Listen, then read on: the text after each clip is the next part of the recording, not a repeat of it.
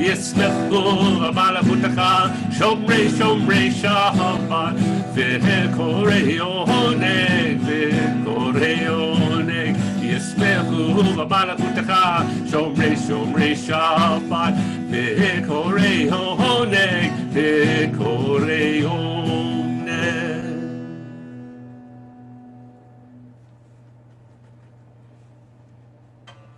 Continue with the tefillah, and before we start, Jason said that he's just lost power in his house. I hope the rest of us don't lose power because we're all going to vanish very quickly.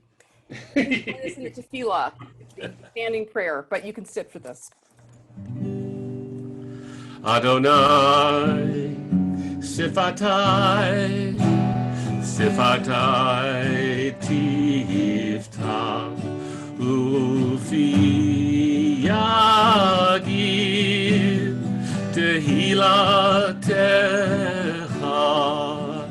Adonai, Sifatai, Sifatai Tiftach, Ufi Yagid, Tehilatecha.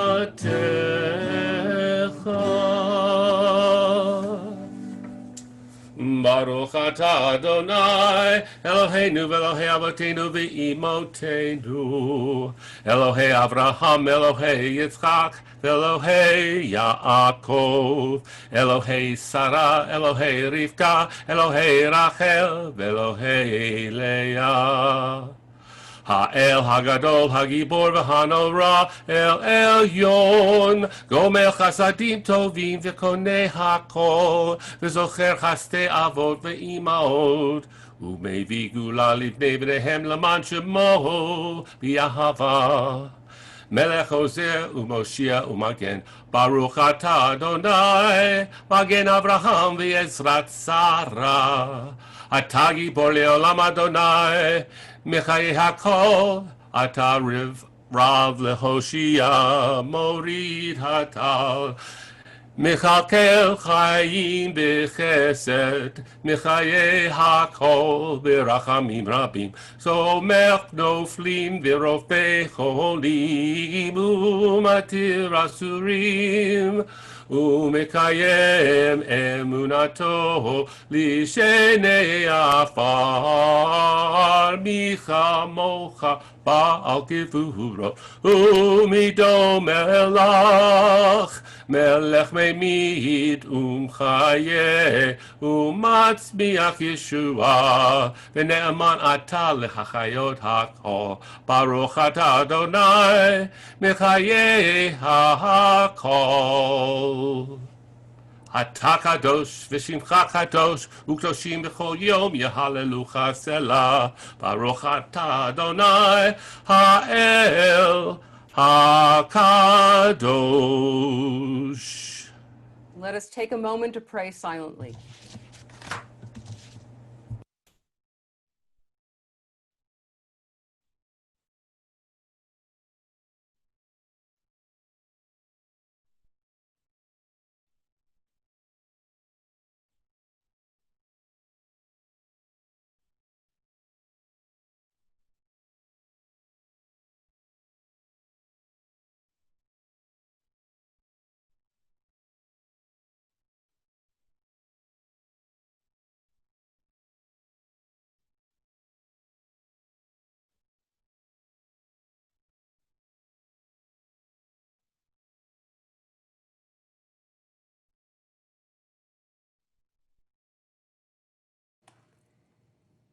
And we pray for peace, Oseh Shalom, asking God to make peace.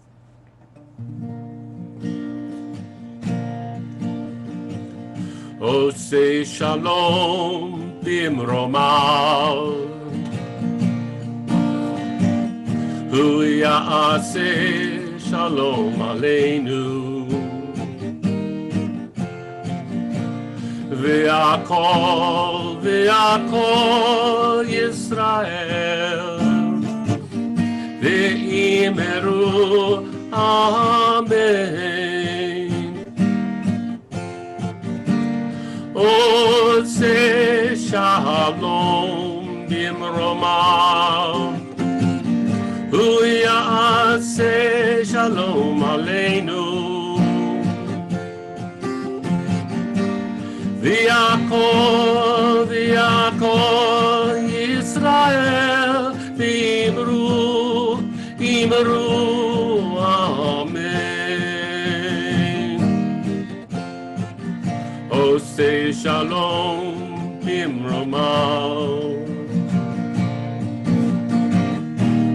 Ya'aseh Shalom Aleinu V'yakol Yisrael Ve'imru Amen Oseh Shalom Bimromav Ya'aseh Shalom Aleinu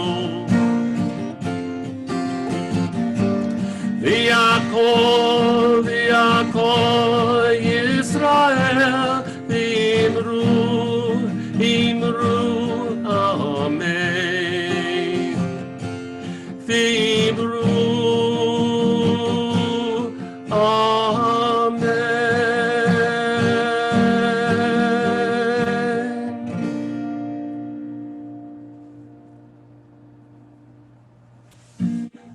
That was a beautiful version. Thank you, Jim. We take a moment now to think of those in need of healing, whether of body, of mind, or of spirit. We think of congregants and friends and family of congregants, Jonathan Davidson, Brenda Oppenheim, Randy Rubin, Ben Henderson, Marty Tarmo, Les Wilkerson, Rabbi Steve Robbins, Gloria Mangus, Steve Lux, Jan Judman, Mitchell Smith, Larry Miller, Julie Lapidus, Justice Ruth Bader Ginsburg, Pamela Mangus, Johnny Sikat, Aharon Pincus, Norman Measy, and Irv Richards. If you'd like to add a name, please do so either by unmuting yourselves or putting it in the chat. And I see a number of names in the chat, which I will read. Patty Podner, David Liepman, David Kurland, Babette Cooper, Robin Kurland, Robert Doctor, Therese Spellman, June Carpenter, Babette Cooper again, Ron Jones, Ruth and Sandra Landis, Sandra Stockley, Tom Johnson, Mary Parks, Albrecht Sr., Diana Anderson, and Alex Trebek.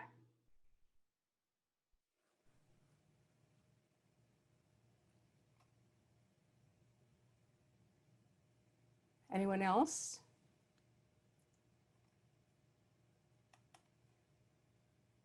Please join us in the Misha Berach, the prayer for healing.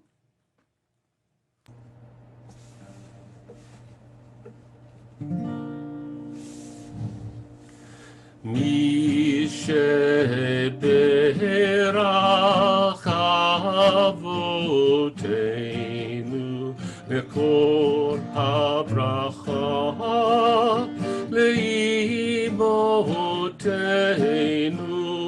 May the source of strength, who bless the ones before us, help us find the courage to make our lives a blessing, and let us say, Amen.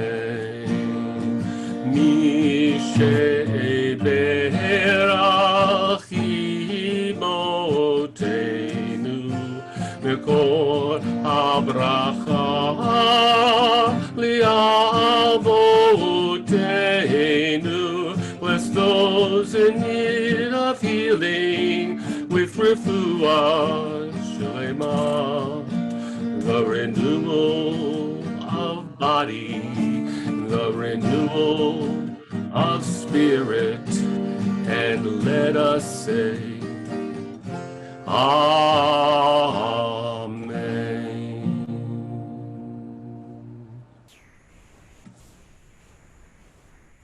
So it's my great pleasure and honor to introduce Council Member Ronaldo Fierro, who represents Ward 3, which is the ward that our temple is in. And he's going to talk for a few minutes, and then we will all have the opportunity to ask him questions when we're done with the service, and we'll just leave it open to whoever would like to stay around and talk. Councilmember Fierro was born and raised in Riverside and has roots deeply embedded in strong Riverside values. His father, Mel, and mother, Mary Ann, came to Riverside to raise their family as their small business began to grow. Some of Ronaldo's earliest memories are of his father sharing stories of perseverance, working in fields up and down California, and overcoming immense challenges to be able to start his own produce company. Those values of hard work and dedication led Ronaldo to continue his father's legacy as the vice president of Inland Premium Packers and build his own path as a successful restaurateur, as the owner and operator of the Salted Pig and W. Wolfskill. The lessons from his father and his gratitude to the city that provided him these opportunities led Ronaldo to dedicate his time to working on two of the city's largest issues, protecting taxpayers and homelessness. Ronaldo served as a city commissioner on the Budget Engagement Commission, which was established after the passing of Measure Z, to advise the mayor and city council on spending and policy priorities.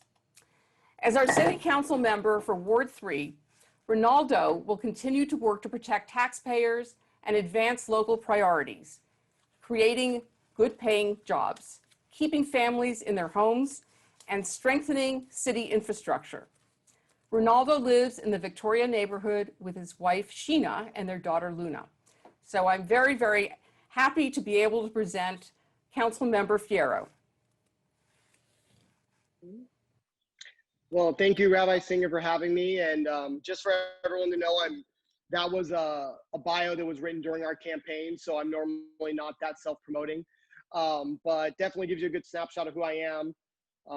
Born and raised in this city. In fact, I grew up and have probably spent a good 25 years of my adult life and adolescence living right down the street from Temple Bethel. So I'm actually speaking to you right now, right off of Ivy and Hallwood. So that's where me and my wife bought our first home about 10 years ago. And I grew up on the adjacent street, Rockledge, from age 5 all the way through high school. So long history in Riverside, long history in Ward 3 and this particular Victoria Woods neighborhood.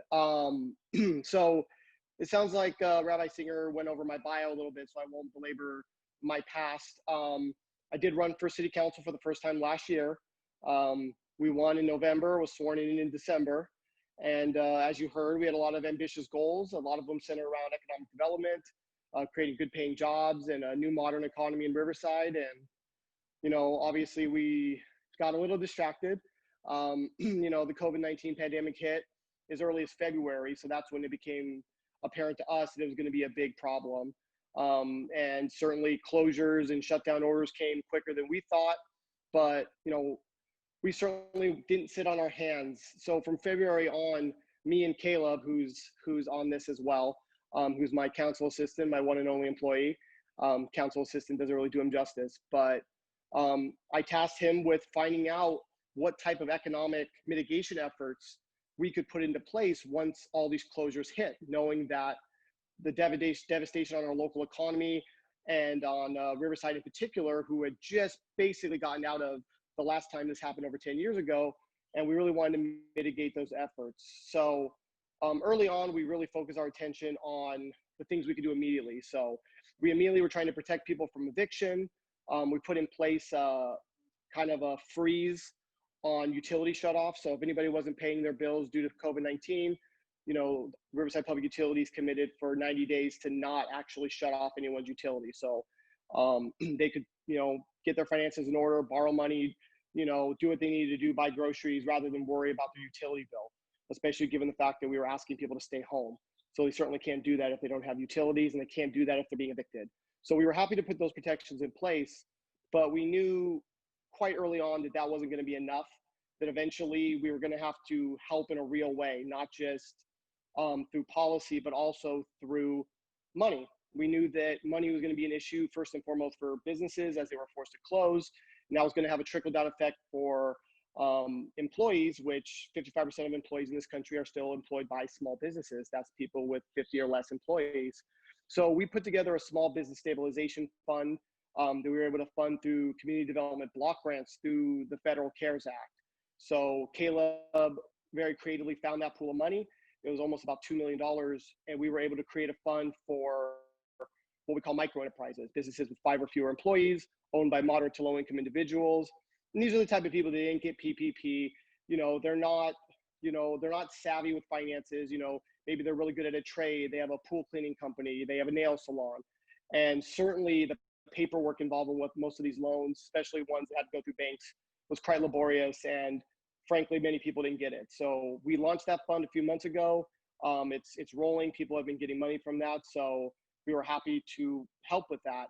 And then recently we were given a direct allocation from the CARES Act of almost $30 million that we aggressively seek community input. And a large amount of that money is going right back in the community through another small business fund, rental assistance, food insecurity, distance learning for RUSD and Alvord, the school districts we have, and quite a number of other things. We have to spend the money pretty quickly. So they're trying to make sure that we, in nonprofits and faith-based organizations, were also included with that. So we're happy that that money is going to get back out into the community. And, doing everything we could for COVID, we felt it was, we were shortchanging our community if we didn't still keep moving towards the things that we know are going to be issues in our city, things like housing, affordable housing, high-paying jobs, how we're going to deal with sustainability and climate change. So we have been also kind of, walking and chewing gum at the same time with that. And we are now working aggressively at getting a one-of-a-kind mobility trolley company to the city that's completely sustainable. It requires very minimal infrastructure. They're completely electric. They're completely emissions-free.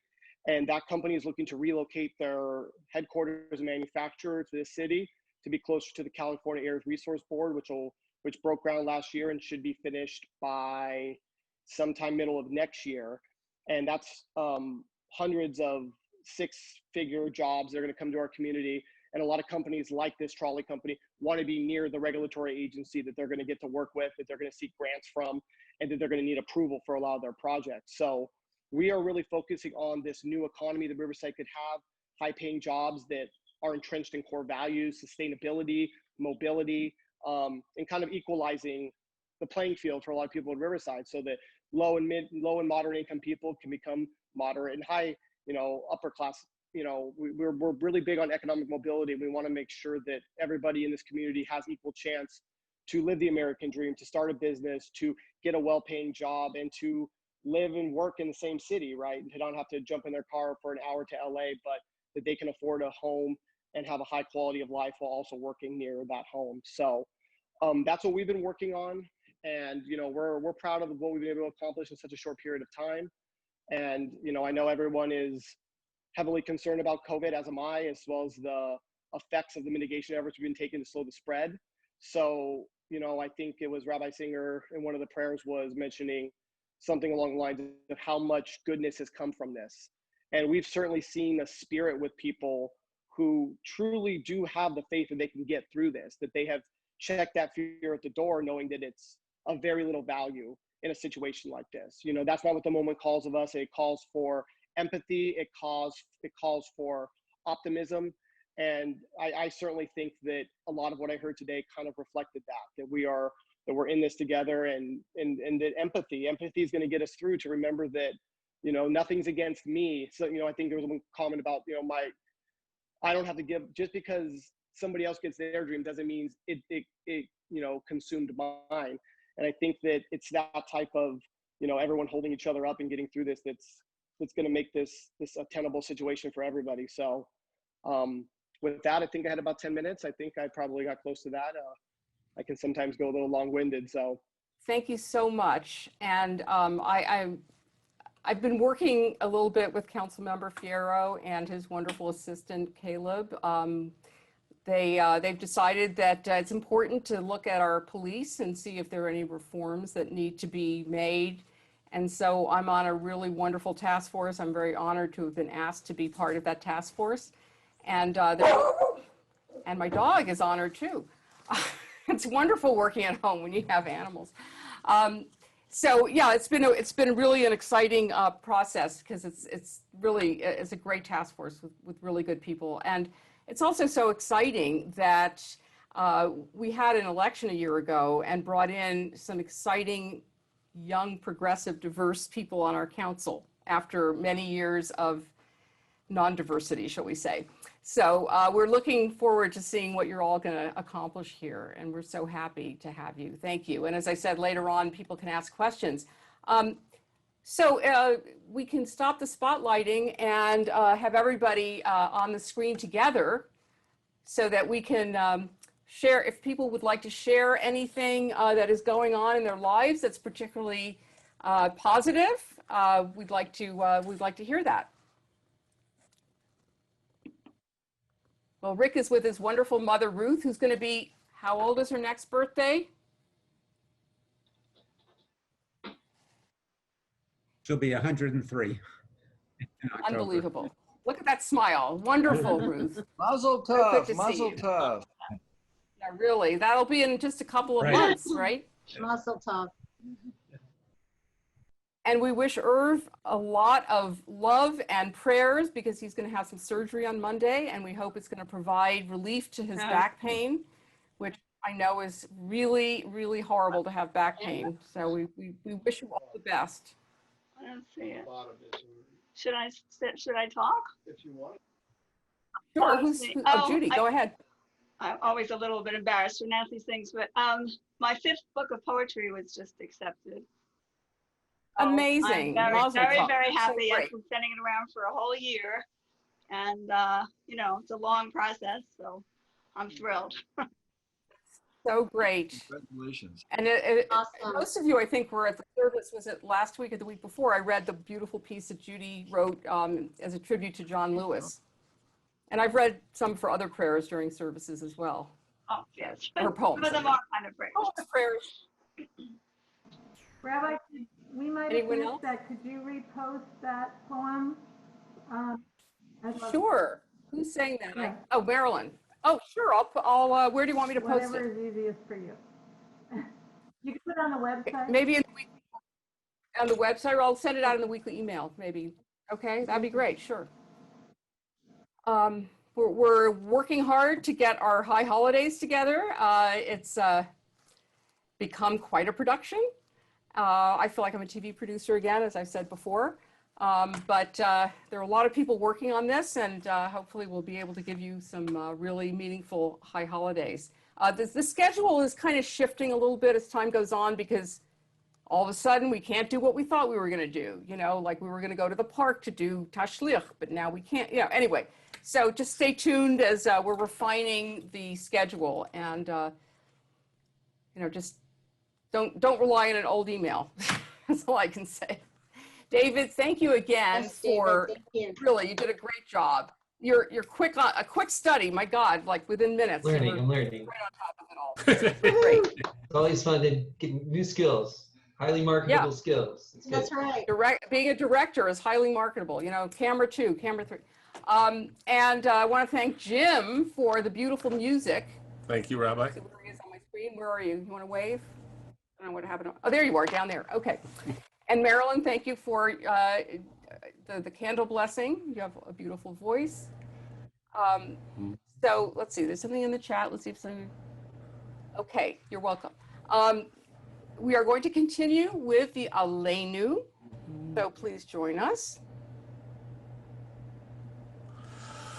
עלינו לשבח לאדון הכל, לתת גדולה לרוצה בראשית. Next page. שלא עשינו כגאי ארצות ולא שמענו כמשפחות אדמה, שלא שם חלקנו כהם וגורלנו ככל המונם. ואנחנו קוראים ומשתחווים ומודים לפני מלך מלכי המלכים הקדוש ברוך הוא, שהוא נוטט שמיים ויוסד הארץ, ומושב יקרו בשמיים ממעל, ושכינתו זו בקווי מרומים, הוא אלוהינו אין עוד. אמת מלכנו אפס זולתו, ככתוב בתורתו, וידעת היום והשבות אל לבבך, כי אדוני הוא האלוהים בשמיים ממעל, ועל הארץ מתחת. אין עוד, אין עוד.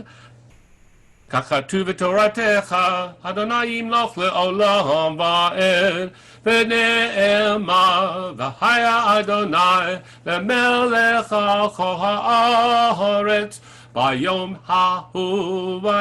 ההוא יהיה אדוני אחד, ושמו אחד.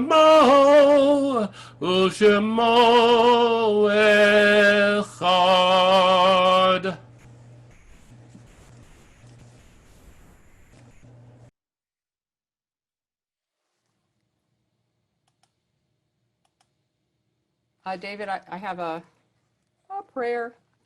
This is called Elegy by Aracelis Gourmet. What to do with this knowledge that our living is not guaranteed? Perhaps one day you touch the young branch of something beautiful, and it grows and grows despite your birthdays and the death certificate, and it one day shades the heads of something beautiful or makes itself useful to the nest. Walk out of your house, then believing in this. Nothing else matters. All above us is the touching of strangers and parrots. Some of them human, some of them not human. Listen to me, I am telling you a true thing. This is the only kingdom, the kingdom of touching, the touches of the disappearing things. And of course, right now we have to touch cyberly, unfortunately. We don't have names for Shiva or Shloshim, so if anybody is observing Shiva or Shloshim or the first 30 days of mourning, please unmute or share a name in the chat.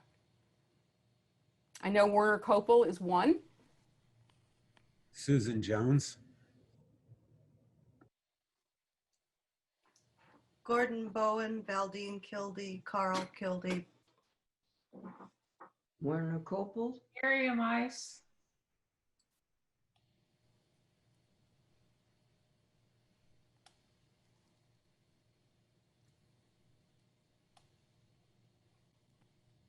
And we're observing yard sites this Shabbat for Pearl Rollins, Edward Exler, Irving Lewin, Edith Frankel, Faye Whites Anthony, Lois Walton, Ernest Sykes, Ken Siegel, Harry Burstein, George Handley, Carol Henley, Gladys Thomas, Ted Kroll, Miriam Ice, Emily Buddick, Molly Scheinman, Jean Shears, Sydney Asher, Albert J. Rosenblum, Max Lewis Burnson.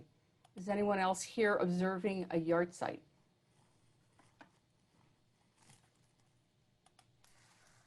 Arnie Geller, Stephen Nichols, Carl's brother.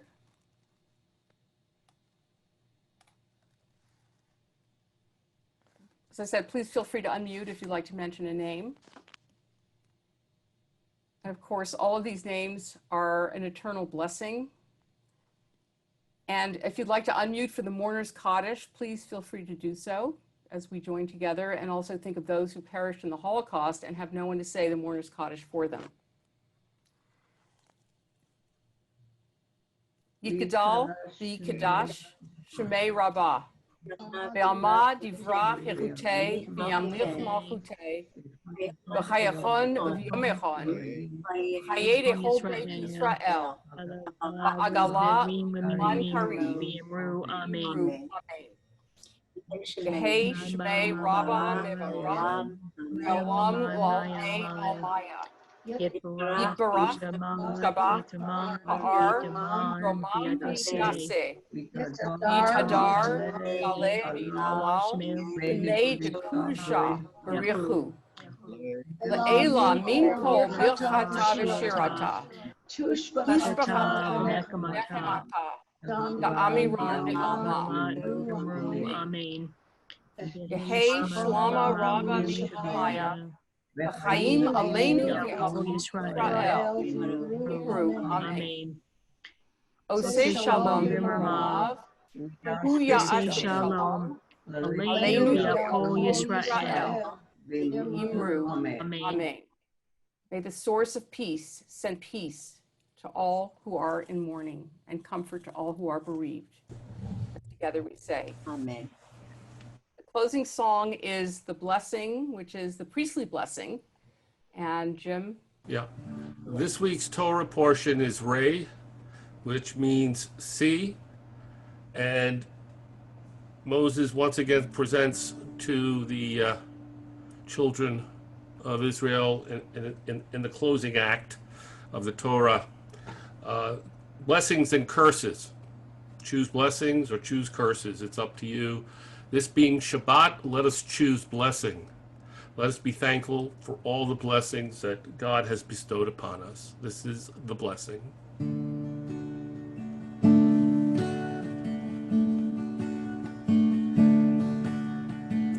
The Eternal bless you and protect you. The Eternal deal kindly and graciously with you. The Eternal bestow the favor upon you and grant you peace. Yivarechecha Adonai v'yishmerecha, Ya'er Adonai panav elecha v'kunecha. Yisa Adonai panav elecha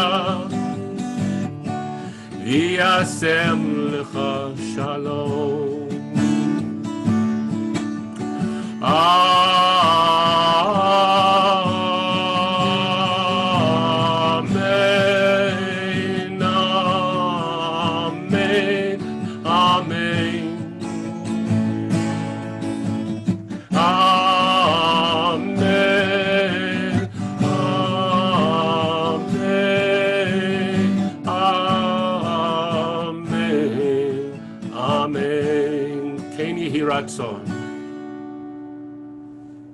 Ken Yehi Ratzon, may it be God's will. Thank you. And we conclude with the Motzi. Hamotzi lechem min haaretz, we give thanks to God for bread. Our voices rise in song together as our joyful prayer is said. Baruch atah Adonai Eloheinu melech haolam, hamotzi lechem min haaretz. Amen.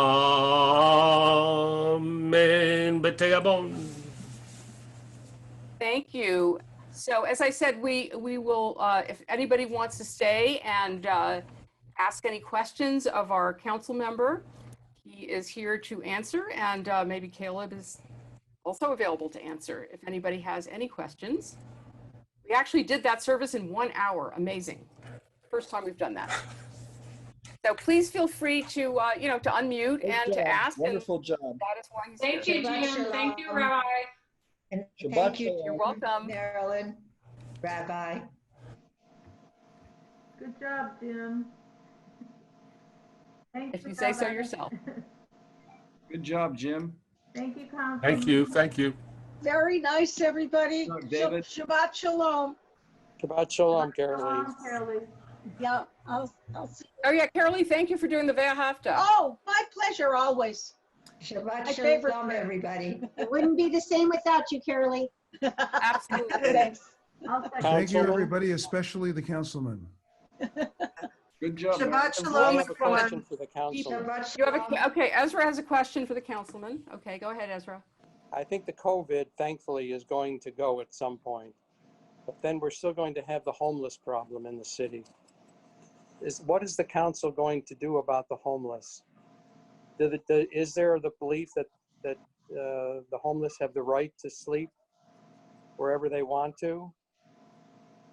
Yeah, I mean, back up. Yes, I totally agree that homelessness was a crisis facing us long before COVID, and to be honest, it's going to take some time to solve. In terms of, does anyone believe it's a homeless person's right to sleep anywhere? I think more of the conversation, at least with what I think you're trying to get at, generally stems from, how can I make it illegal for someone to sleep on the street when they don't have a home, right? I've essentially made it illegal for them to exist. So there is often a discussion about the morality and how you get over someone's, liberties if you've made essentially their existence a crime if they don't have shelter. So the city of Riverside is long been trying to solve this issue, and our understanding of it is that the long-term problem is housing, having affordable housing, because most homeless people aren't the chronically homeless that we're familiar with, right? The person who's maybe on drugs on the street corner, or the person panhandling, or the person breaking into businesses to rip out copper. That is a segment of the transient homeless population, but there are plenty of just people down on their luck, last paycheck, mother with 2 kids, battered women having to flee bad situations with no money. So, college kids who are kicked out of their house and couch surf until they're eventually homeless.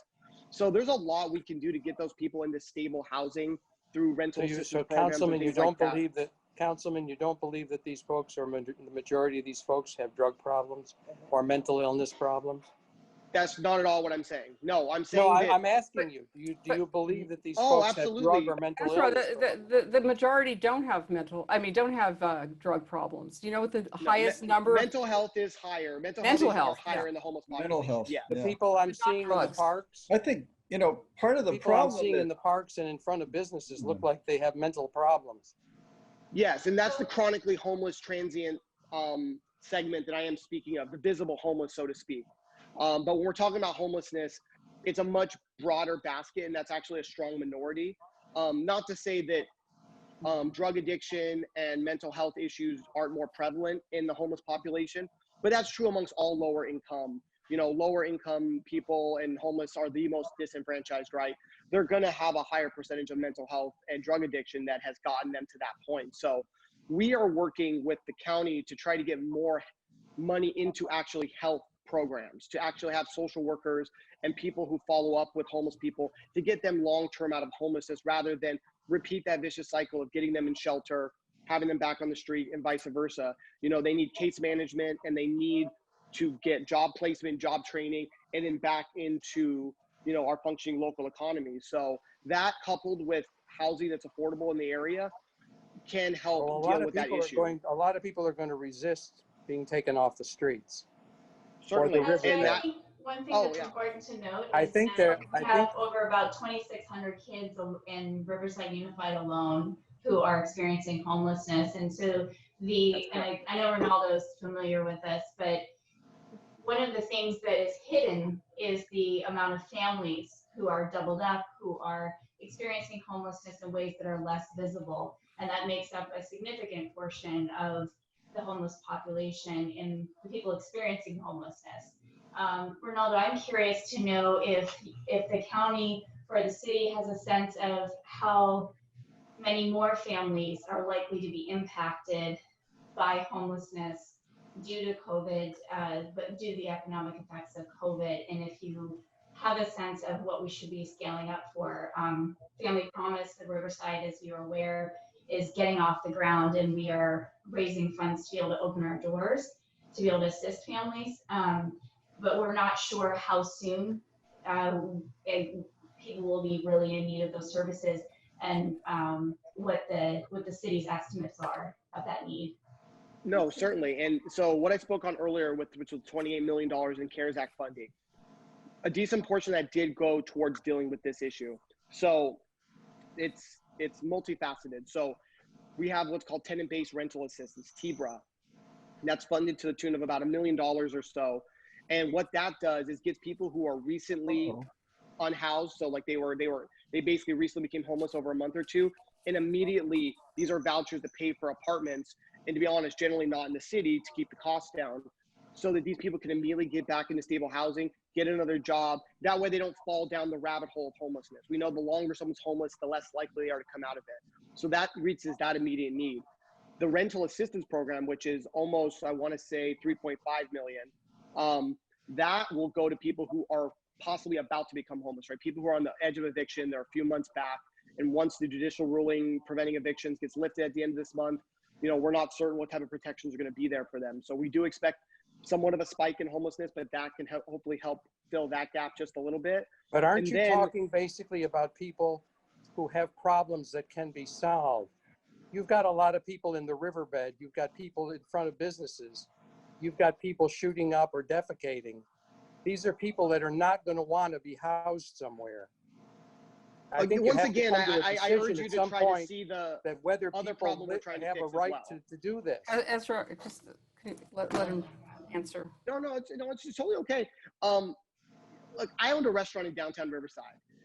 You can only imagine, you know, how that affected my life, my personal life, my business life, being downtown with my family. You know, those type of things bothered me too. And it wasn't until I got more involved and I started understanding this issue to understand that that is not the normal homeless individual. You see the normal homeless person at Target and you have no idea they're homeless. And we can't lump them all together. The chronically homeless you're speaking of, yeah, they're heavily resistant to help. We know for a fact they have to be touched over 100 times before they'll even think about accepting a service. People in the river bottom, I'm going to be honest, there is not a lot of solutions at the moment for that particular situation. We do have a plan to clean up Massachusetts. And the idea is that they are going to be moved into a program very similar to what the governor did, which was Project Room Key, which was to rent out hotel rooms with case managers to be on site to watch, to help these people facilitate through the problem. And that plan is to clean up Massachusetts, to take those tents off the street. And we believe that we have the ability to say, you have to go here and you can't be here. So we do believe there will be some resistance, but at some point, you know, we have to find a way to get people off the streets, if only for the reasons you're describing, right? Even if that's your only concern, it's still a valid one, and we're still striving for the same goal. So, but the river bottom, it's a logistical nightmare. There is there's a county line, there's a Haruka line, there's a river. Can we also let other people ask some questions, just so we're fair to everybody? Sure, I'm sorry. It's okay. So, I mean, if no one else has questions, we can go back to that. But does anybody else want to have any issues that they want to talk I'd about? like to interject a little bit on this, if you might. There are people that are working that are homeless. So these are not people that are living in the river bottom. They just can't afford the place. There was a woman I know of who worked at Disneyland. She lived in her car. She used the gymnasium for her shower. She was found dead in her car because she wasn't paid enough to find a place to live. That was a tragic story. The problem is not getting enough money for certain people, because certain corporations are not willing to pay a living wage so that people can actually afford to live. And that's not right. Yeah, no, and that's, you know, that's another one of the larger socioeconomic issues that we are trying to solve, right? Is that what a livable wage is completely dependent on where you live, right? So we can approach it from both sides. We can try to raise wages in our city through attracting higher paying jobs and simultaneously bring down the cost of housing. And that can kind of solve that divide you're speaking of. But no, I agree that there's plenty of companies I would like to see certainly pay their lower wage workers a little bit more, especially companies that show profits, such as, and I'm a huge Disney fan, but the profits Disney show can be, you know, well, Walmart is a little bit upsetting when you see What that. about Walmart? Walmart's another company. I mean, Anaheim raised their basic wage so that, you know, people could have a little bit more money, but it's still not a living wage. So what is a living wage in Riverside? And how are you going to be able to get people to lower what they're going to rent out an apartment for to people? Certainly, there's multiple ways. The first one is simple economics, supply and demand, right? Is that we have a housing shortage. So even if there was a real estate crash, Riverside probably wouldn't be affected in the same way San Francisco wasn't affected in 2008. There just is so much demand and there's not enough units. So we are trying to densify when we do development. So there are areas that are near transportation corridors that have more incentive to build high density. So that can eventually begin to bring the cost down, but it doesn't always do that right away. It takes a lot of time for that to begin to happen. So there are other ways through things we call like inclusionary zoning, which is a way when you get either through mandate or through incentives to get developers to include an affordable housing component. So if they're going to build a 100-unit apartment complex, 10 of those units will be affordable.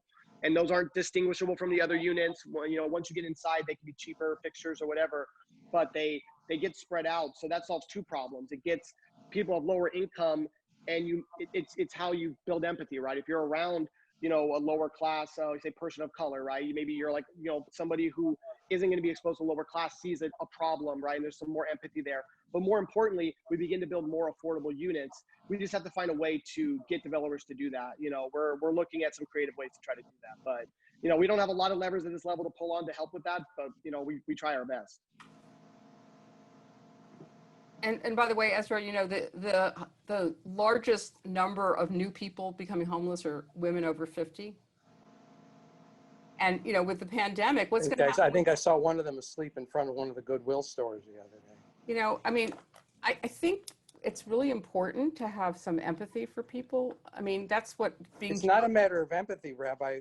We're not doing people favors by letting them sleep in the street or on the... Well, what are they supposed to do? If you think about the families that are losing their jobs because of the pandemic, and a lot of people are $400 away from being homeless. What are they supposed to do? I mean, what's the solution? Their problems, I believe, can be solved. How? Well, it's a good question. Well, you know, there's one way. But if they're not mentally ill or on drugs. Well, that's the thing is, see, you keep talking about drugs, but that's one of the restrictions why some of these people from the river bottom don't want to go to kinds of housing where they could be off the river bottom because they are forced not to use drugs. So if you get rid of that ruling, I mean, that's more of a moral, ethical issue than an illegal issue. But why is that more important than getting them off the river bottom? And I always see these people and I say, they're by the grace of God, go me. Right. I mean, how far? I mean, anybody can. Well, do you want to say that these people should have the right to do that? It's not a question of right. It's just that, you know, as a society, if we are not making sure that there is a real social safety net. I mean, most of us here are lucky because we not only have either jobs or retirement funds, but we've also had families that allowed us to, you know, have a cushion somewhere along the way. But if you... Well, when we closed the mental hospitals, a lot of these folks just Well, I agree. The mental hospital closing was definitely, you know, that was a horrible thing, too yes. drastic. But it's not just people who are mentally ill. Although once you're homeless, it's pretty easy to become mentally ill. But you know, it's families, as Cara was saying, families with children. You know, it's not. They don't want to be homeless. People don't want to be homeless, except yes, okay, the ones in the river bottom maybe, and that's a small percentage. But people don't want to be homeless. People don't want to not have jobs. You know, so. You know, as Harvey said, there, but for the grace of God, a lot of us, you know, could have been in the same situation. It's not that they... Well, if they are mentally ill or have a drug problem, a lot of them don't want to be anywhere but outside. Okay, but that's a percentage. That is a percentage, and that's a really intractable kind of problem with, you know, the housing... I just don't want to see this city become another San Francisco.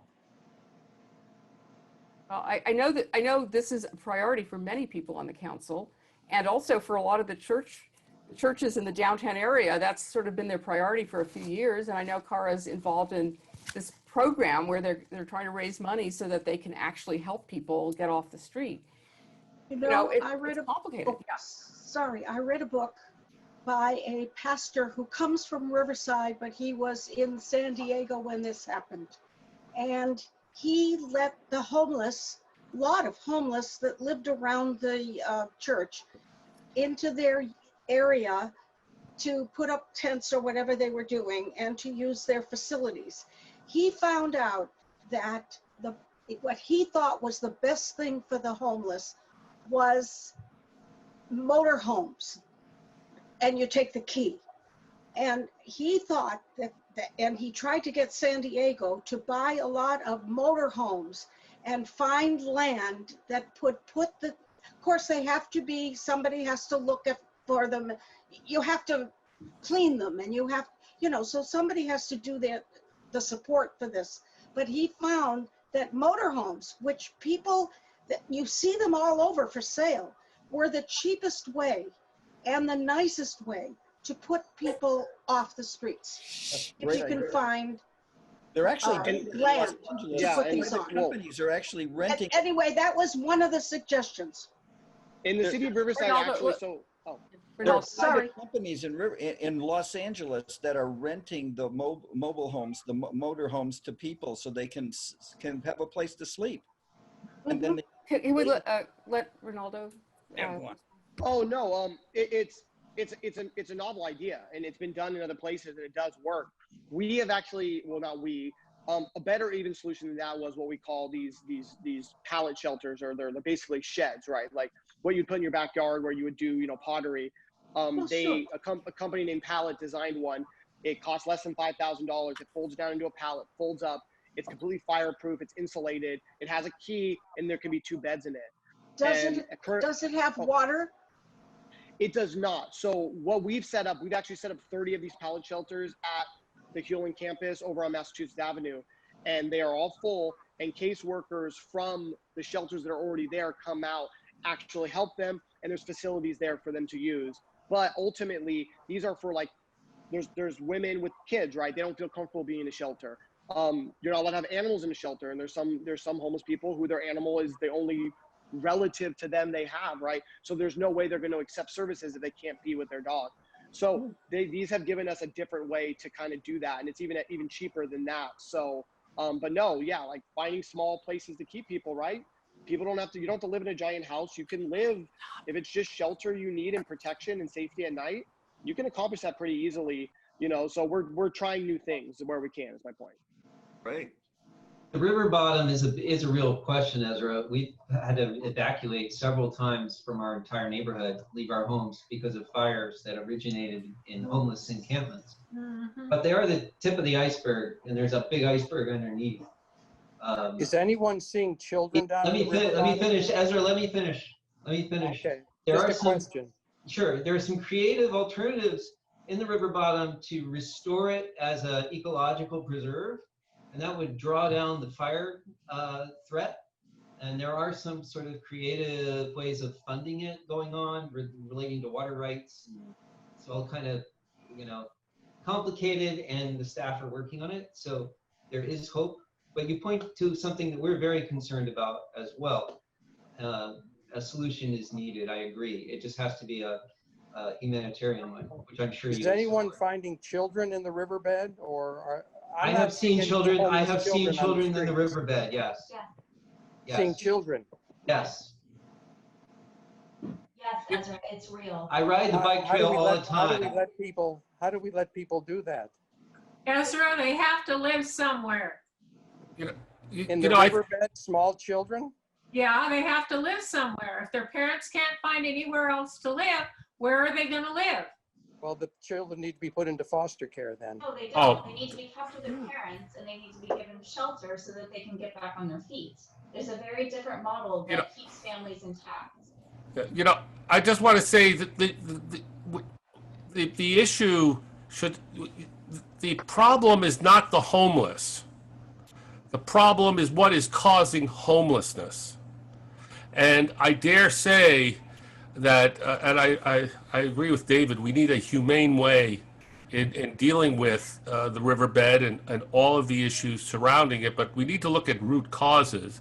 Right. And it is not the parents' fault that that they have lost their jobs and may be homeless.